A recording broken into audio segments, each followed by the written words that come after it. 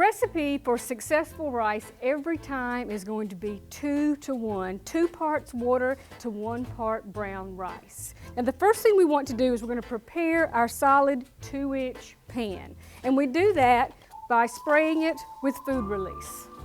Because we love our dishwasher, right? And I don't mean the machine, I mean our dishwasher, yeah. So I'm going to spray my pan. Now, you may be wondering, is Chef Cyndie going to put the rice in first, or is she going to put the water in first?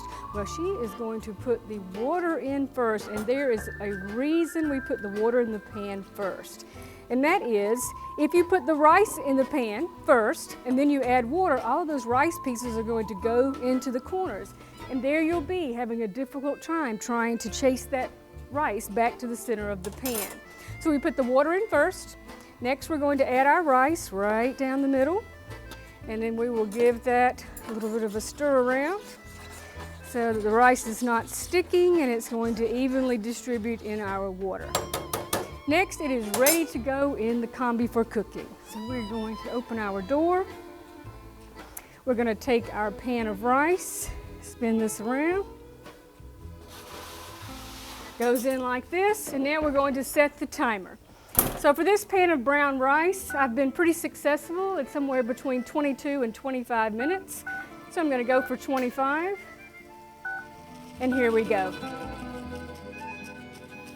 Oh, rice is ready. Okay, let's check it. So we're going to put our hot mitts on, protect our arms, and let's reach in and let's see if this rice is done. The first thing we want to look for is to make sure that there's no liquid at the bottom of the pan. For example, I take this spoon and I pull it back, and I'm looking for that water to run through, and it's not. That means that all the rice has completely absorbed that liquid. That's what we want in really good brown rice.